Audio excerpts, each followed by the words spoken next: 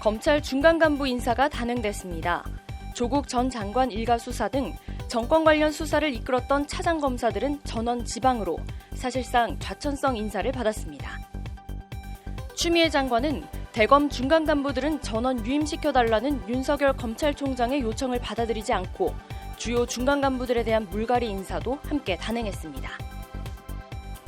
오토바이 자동차 전용도로 진입 허용 기획 보도. 오늘은 고속도로를 주행했다가 단속에 걸린 외국인들의 반응과 함께 경찰청 담당 관계자의 입장을 전해드립니다. 라이딩 로이어, 오토바이 타는 변호사 이호영 변호사가 일상에서 오토바이에 대한 차별과 이에 대한 법적 문제 등을 짚어드립니다. 1월 23일 법률방송 로투데이 시작하겠습니다. 첫 소식입니다. 국회 1호 국민동의청원 오토바이 자동차 전용도로 진입 허용 청원에 대해 도로 관련 주무부처인 국토교통부 관계자가 오토바이 고속도로 진입이 국익에 무슨 도움이 되냐는 등의 좀 황당한 답변으로 일관했다는 보도 그제 전해드렸는데요. 도로교통법과 교통단속을 관할하는 경찰청은 어떤 입장일까요? 국토교통부 관계자보다는 훨씬 전향적인데 결국 인식 변화가 관건 아니겠냐는 취지로 답변했다고 합니다. 한국에서 고속도로에 오토바이를 타고 진입한 외국인들이 겪은 웃을 수만은 없는 해프닝과 함께 경찰청 관계자 답변을 전해드립니다. 장한지 기자입니다.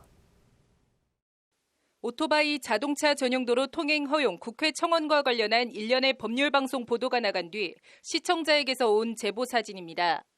주차장에서 오토바이를 앞에 두고 중년의 백인 남성과 경찰이 뭔가를 심각하게 얘기하고 있습니다. 배낭여행이라도 하는지 노란색 오토바이 뒤에는 큰 배낭에 짐들이 잔뜩 실려 있습니다. 경찰은 심각한 표정으로 오토바이를 주의 깊게 들여다봅니다.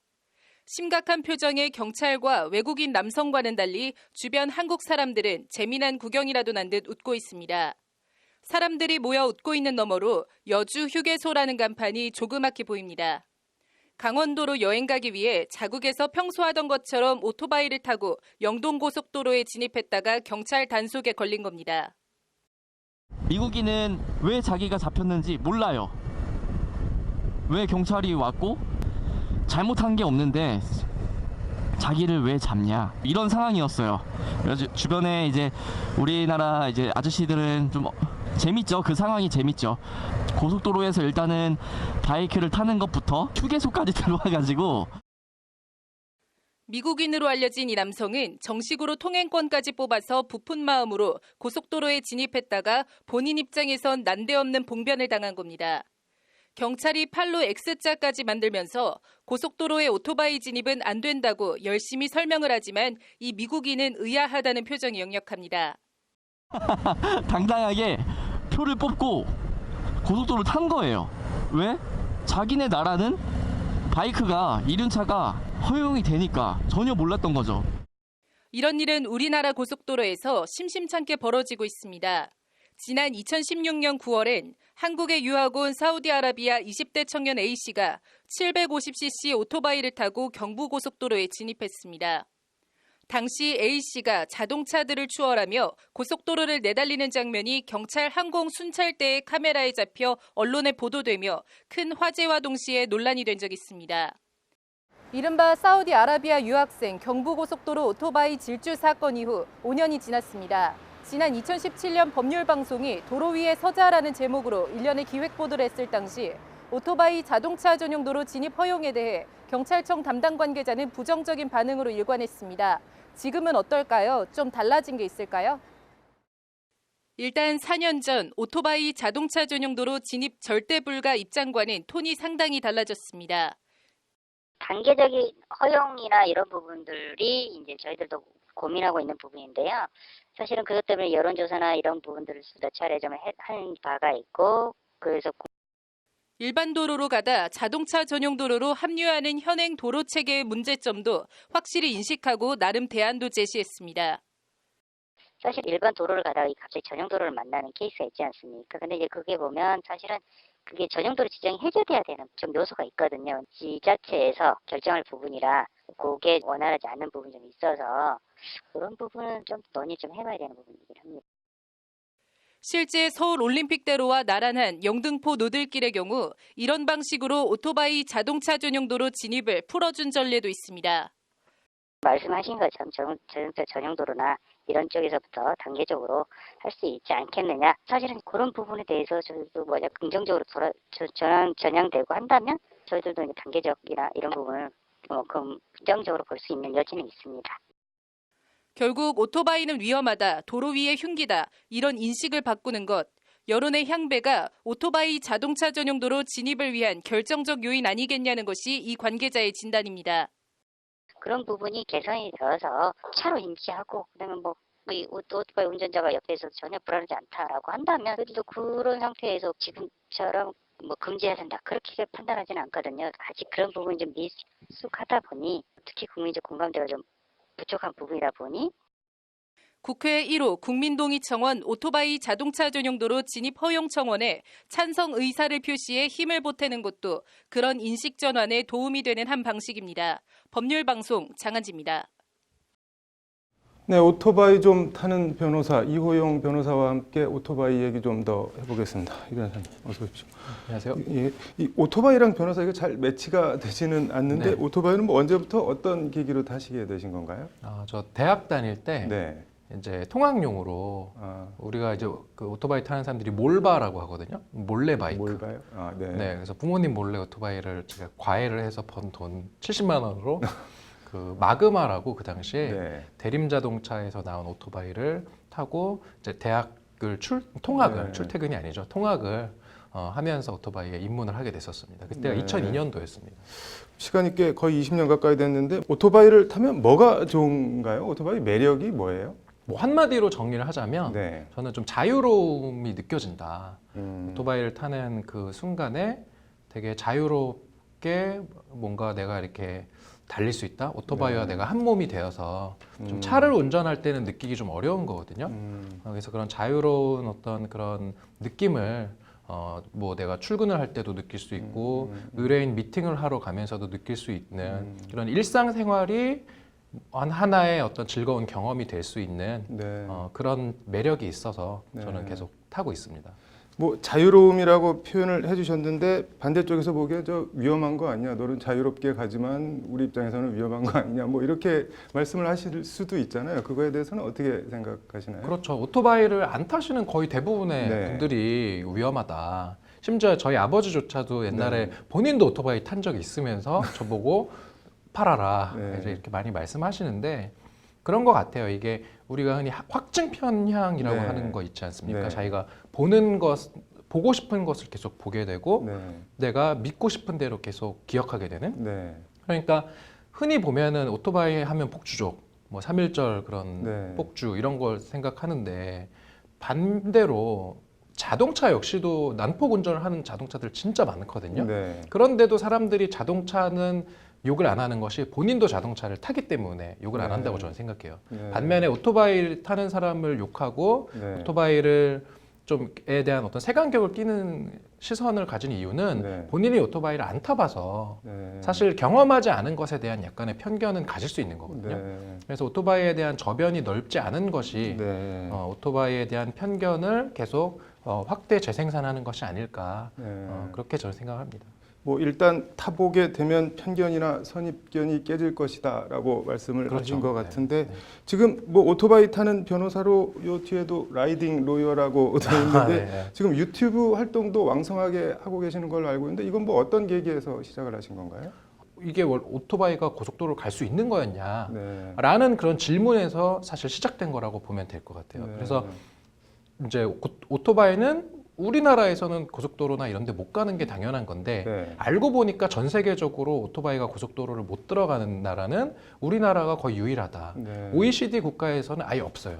그 장한지 기자가 이제 법률 그 방송에서 네. 네. 그 도로 위의 서자 시리즈를 방송을 했었고 네. 그것을 제가 또 되게 감명 깊게 보고 네. 기자님한테 막 연락해서 네.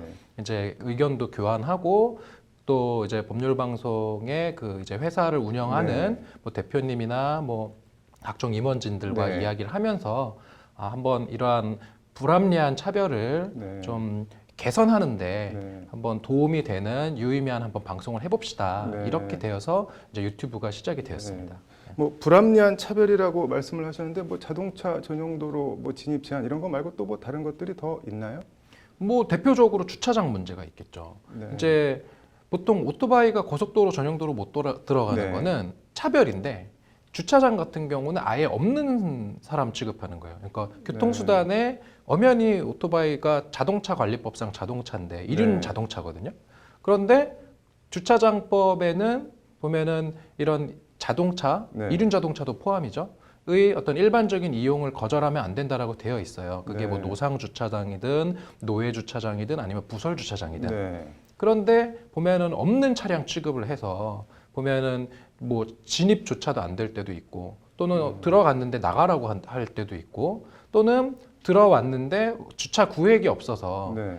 또 차들이 되는 곳에 오토바이 되면 막 빼라고 하고 그래서 그런 차량이 이제 그 주차 구획에 되면은 빼라고 하니까 또 네. 바깥에 되면 또 이거는 주차장법 위반이거든요. 왜냐면 구획 안에다 주차해야 되기 때문에. 네. 그래서 여러모로 이제 차별을 받는 거죠. 또 보험 가입도 안 되는 문제도 있고요.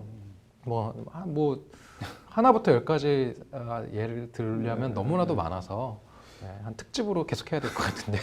네, 이런 뭐 차별 같은 거 불합리한 거를 유튜브에 올리면 반응들은 대체로 어떤가요? 반응들이 네. 참 안타까울 정도로 뜨겁죠. 네, 왜냐하면 본인들이 다 일상생활에서 겪는 그런 불합리한 일들을 네. 제가 하나 둘씩 지금 끌어 놓고 있는 네. 거거든요. 그러니까 다들 약간 울분에 찬 그런 댓글들이 달리는 거죠. 나도 이런 네. 일이 있다. 그런 이제 울분에 찬 댓글들 못지않게 또 네. 한편으로는 오토바이에 대한 편견에 찬 댓글들도 또 있어요. 아까 이제 앵커께서 말씀하신 네. 것처럼 아니 그럼 폭주족들 아니냐 니네들은 네. 뭐 막 칼치기 하지 않냐 그 이제 네, 네. 차량들 사이를 위험하게 주행하는 어떤 그러한 이야기를 하면서 근데 그런 거는 말 그대로 그런 잘못된 주행이 문제인 거지 네. 오토바이라는 그런 차량 자체의 어떤 운행을 제한한다거나 그다음에 주차장 이용을 거부할 사유는 전혀 되지 않거든요. 네. 근데 그럼에도 불구하고 이렇게 오토바이에 대한 그런 편견에 찬 댓글들도 은근히 많이 달린다. 네. 결국은 오토바이를 타는 사람들이 그러한 편견을 깨기 위해서 앞으로 노력을 해야 되는 어떤 그러한 상황이지 않을까 네. 그렇게 생각을 합니다. 뭐 마지막으로 자동차 전용 도로 진입 허용 포함해서 뭐 이렇게 하시고 싶은 말씀 있으면 편하게 한 말씀 부탁드리겠습니다. 네. 이 법률 방송이 발의한 국민동의 청원, 네. 10만 명의 국민이 어떤 특정한 법안이나 이러한 청원에 대해서 동의를 하는 거 쉽지 않거든요. 네. 그러한 어떤 국민들의 어떤 여망이 있다라는 것을 국회에 알린다라는 점에서 네. 다시 말해서 법안의 신속한 심사를 어떤 푸시한다라는 측면에서 이 법률 방송이 제안한 네. 1호 국민 동의 청원은 대단히 큰 의미가 있는 것이다. 네. 따라서 많은 분들이 좀 동참하고 네. 주위에도 알려서 이러한 어떤 불합리한 차별을 하나씩 네. 제거하고 개선하고 나아가서 이륜차 문화도 네. 좀 더 성숙할 수 있도록 네. 문화와 제도는 같이 가는 거라고 저는 생각하거든요. 네. 그러한 노력을 좀 같이 하면 좋겠다 이런 말씀 드리고 네. 싶습니다.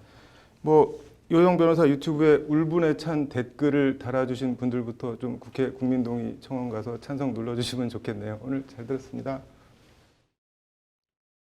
네, 다음 소식입니다. 서울중앙지검 1, 2, 3, 4 차장검사가 전원 교체되는 등 검찰 중간 간부 인사가 단행됐습니다. 상갓집, 항명파동, 양석조, 대검 반부패 강력부 선임연구관은 대전고검 검사로 차천됐습니다. 앵커 브리핑 검찰 인사 함의를 들여다보겠습니다. 오늘 인사는 윤석열 검찰총장 고립과 현 정권 관련 수사 실무 책임자 교체로 요약됩니다. 먼저 서울중앙지검부터 보면 윤석열 총장 체제에서 임명된 1, 2, 3, 4 차장검사가 싹 다 바뀌었습니다. 우리들 병원 관련 의혹 수사 실무 책임자인 신자용 1차장은 부산 동부지청장으로, 청와대 선거 개입 의혹 수사를 담당하는 신봉수 2차장은 평택지청장으로 각각 발령났습니다. 신임 이성윤 서울중앙지검장이 주재한 전체 간부회의에서 윤석열 총장의 취임사를 낭독하는 사실상 항명 행위를 한 송경호 서울중앙지검 3차장은 여주지청장으로 각각 보내졌습니다. 송경호 차장은 조국 전 장관 일가 비리 의혹 수사를 이끌어왔는데 송 차장이 발령받은 여주지청은 박근혜 정권 당시 윤석열 총장이 국정원 댓글 수사 방해에 항의했다가 찍혀서 좌천돼간 곳입니다. 윤석열 총장처럼 권토 중내하라는 송 차장에 대한 배려인지 제2의 윤석열은 없다는 메시지인지 우연이라기엔 참으로 공교롭습니다. 이게 다가 아니고 어떻게 보면 압권은 대검 중앙간부 인사입니다. 대검 회의에서 조국 전 장관 직권남용 혐의가 성립하느냐는 입장을 밝힌 심재철 반부패 강력부장에게 상갓집에서 술을 마시고 당신이 검사냐고 공개적으로 들이받은 양석조 선임연구관은 지청장도 아닌 대전고검 검사로 인사해서 완전히 물을 먹었습니다.